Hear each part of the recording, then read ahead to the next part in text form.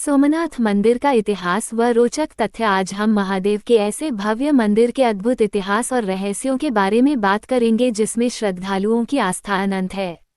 सौराष्ट्र मतलब गुजरात के पश्चिमी तट पर वेरावल बंदरगाह के पास प्रभास पाटन में स्थित है। दोस्तों, क्या आपको ये जानकारी है कि महादेव के 12 ज्योतिर्लिंग में सर्वप्रथम स्थान सोमनाथ मंदिर का है।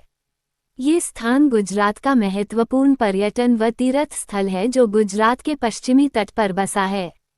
प्राचीन काल में इसी मंदिर की ख्याति दूर दूर तक फैली हुई थी, जिससे प्रभावित होकर कई मुस्लिम शासकों ने और पुर्तगालियों ने एक बार नहीं बल्कि 17 बार आक्रमण किया, परंतु इसे पुनर्तः ध्वस्त नहीं कर पाए और अब वर्तमान में इस भव्य हिंदू मंदिर का पुनर्निर्माण वास्तुकला चालुक्य शैली में हुआ है। सोमनाथ मंदिर का इतिहास व रहस्य। सोमनाथ मंदिर का निर्माण किसने किया था? सोमनाथ मंदिर का नाम चंद्रदेव के नाम पर रखा गया है। चंद्रदेव का एक नाम सोम भी है। इन्होंने शिवजी की घोर तपस्या की थी और सर्वप्रथम मंदिर का निर्माण किया था। इसका उल्लेख धर्मग्रंथों ऋग्वेद व शिव पुराण में मिलता है। इसकी प्राचीनता व ऐतिहासिक होने का अंदाजा इसी से लगाया जा सकता है। सोमनाथ मंदिर के प्राचीन इतिहास और इसकी वास्तुकला और प्रसिद्धि को देखने के लिए विश्वभर से लाखों शिवभक्त व श्रद्धालु भगवान शिव का आशीर्वाद लेने व दर्शन करने आते हैं। इस मंदिर कैलाश महामेरु प्रसाद शैली में किया गया था और इसकी शिल्पकारी अद्भुत है। सोमपुरा ब्राह्मण संप्रदाय के निपुण कारीगरों द्वारा बनाई शिल्पकारी की गई। मंदिर का शिखर चालुक्य वास्तुशैली में बनाए गए हैं। सोमनाथ मंदिर के जिस रूप को आज हम देखते हैं उसे भारत के लौह पुरुष सरदार वल्लभ भाई पटेल के प्रयासों द्वारा बनवाया गया। मई 1951 को इसका विनिर्माण शुरू किया गया और 1 दिसंबर 1955 को भारत के प्रथम राष्ट्रपति डॉक्टर राजेंद्र प्रसाद के द्वारा राष्ट्र को समर्पित किया। सोमनाथ मंदिर पर हुए आक्रमण का इतिहास। प्राचीन काल से ही गुजरात के वेरावल में स्थित सोमनाथ मंदिर की महिमा और कीर्ति बहुत दूर तक फैली हुई थी। इस मंदिर को जितनी बार भी नष्ट किया गया उतनी बार धर्म में आस्था रखने वाले राजाओं व शासकों ने इसका पुनर्निर्माण करवाया और यह अद्भुत शिव मंदिर अपने पुराने वैभव और कीर्ति के साथ बार बार उठ खड़ा हुआ। इतिहास के पन्नों में झांकने पर पता चलता है इस मंदिर का अस्तित्व पूर्व से भी पहले हो चुका था। हिंदू राजाओं द्वारा इसका पुनर्निर्माण 6वीं और 7वीं वी में करवाया था। इस मंदिर की धार्मिक महत्व का अंदाजा इसी से लगा सकते हो कि इस व्याख्या हमें हिंदुओं के पौराणिक ग्रंथों में मिलती है। 649 वी में वल्लभी के यादव राजाओं द्वारा इसका निर्माण करवाया था।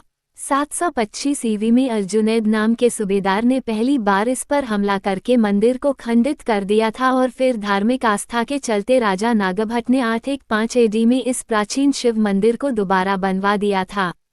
अरब प्रांत के एक यात्री जिसका नाम अल-बरूनी था, उसने अपनी यात्रा में सोमनाथ मंदिर का विस्तृत वर्णन किया, जिसे सुनकर क्रूर शासक महमूद गजनवी ने सन 1024 में अपने 5000 सैनिकों के साथ इस मंदिर पर आक्रमण किया था और मंदिर के स्वर्ण को पूरी तरह लूट लिया और मंदिर को ध्वस्त कर दिया था। उस समय हजारों लोग पूजा कर रहे थे, उसने उन्हें भी नहीं बख्शा, सभी को मरवा दिया था। इस मंदिर को आक्रमणकारी शासकों ने एक बार नहीं लगभग 17 बार इसको लूटा व बर्बाद करने की पूरी कोशिश की, परंतु हर बार श्रद्धालुओं ने इसका विनिर्माण करवाया, जिसके फलस्वरूप आज का सोमनाथ मंदिर अपने पुराने वैभव को वापस लाने में सफल रहा है। इसके बाद इसको अनेकों श्रद्धालुओं ने इसके जीर्णोद्धार व निर्माण में योगदान दिया। गुजरात के राजा भीम और मालवा के राजा भोज ने सोमनाथ मंदिर का पुनर्निर्माण कराया। सन 1297 में जब दिल्ली की बागडोर अलाउद्दीन खिलजी के हाथों में आई, तब खिलजी के सेनापति नुसरत खां गुजरात पर अपना कब्जा किया और सोमनाथ मंदिर पूरी तरह से लूटा और चौथी बार इस मंदिर को फिर से ध्वस्त किया गया। इसके पश्चात गुजरात के शहंशाह मुजफ्फर शाह ने 1395 में और 1412 में अहमद शाह ने भी अपने पिता के पदचिन्हों पर चलते हुए मंदिर लूटा और ध्वस्त किया। औरंगजेब नामक बादशाह ने 1704 में आदेश दिया कि हिंदू सोमनाथ मंदिर में दोबारा से पूजा की गई तो इसे पूरी तरह से नष्ट कर दिया जाएगा। आखिरकार उसने पुनः 1707 में सोमनाथ मंदिर को गिरवा दिया था और जब उसे पता चला कि मंदिर में अभी भी पूजा हो रही है तो उसने श्रद्धालुओं की हत्याएं करवा दी। फिर इसके बाद मराठा राजाओं ने भारत के कई हिस्सों पर राज किया।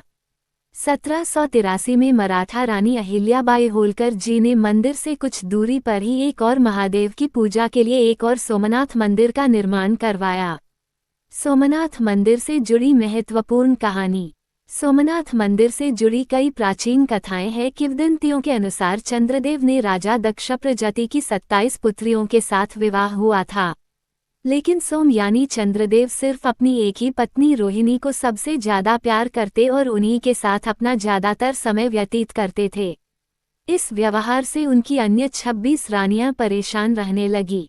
इस बात का आभास जब दक्ष प्रजापति को हुआ तो उन्होंने बड़े ही विनम्र भाव से चंद्रदेव को कई बार समझाया कि उनकी अन्य रानियों के प्रति भी उनका कुछ कर्तव्य है, परंतु जब बहुत समझाने और निवेदन करने के पश्चात भी चंद्रदेव के व्यवहार में कुछ परिवर्तन नहीं आया तो रुष्ट होकर राजा दक्ष ने राजा चंद्रदेव को क्षय रोग होने का श्राप दे डाला और कहा कि आपको जो अपनी सुंदर काया पर इतना घमंड है तो जाऊं, आपकी सारी चमक धीरे धीरे कम होती चली जाएगी।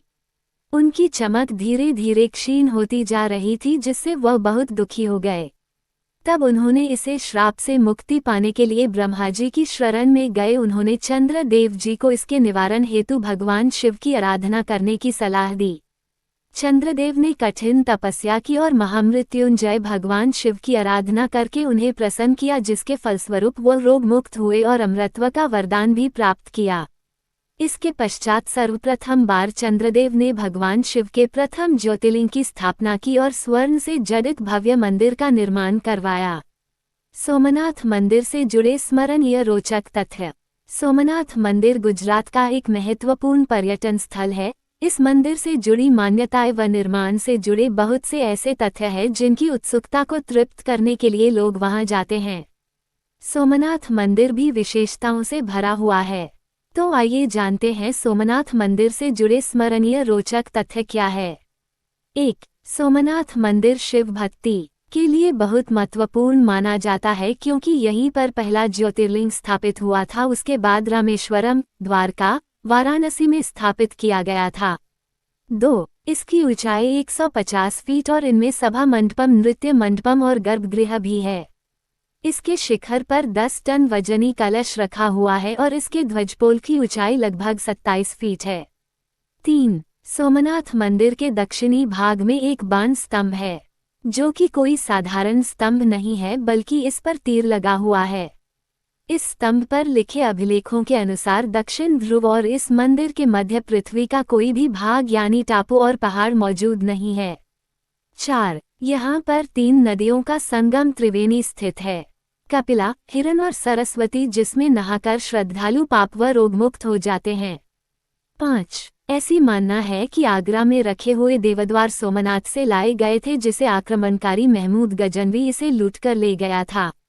6. सोमनाथ मंदिर में रखा प्राचीन शिवलिंग हवा में तैरता था। यह इसमें व्याप्त चुंबकीय गुण के कारण हुआ था, जिसे देखकर मोहम्मद गजनवी अचंभित रह गया था। 7.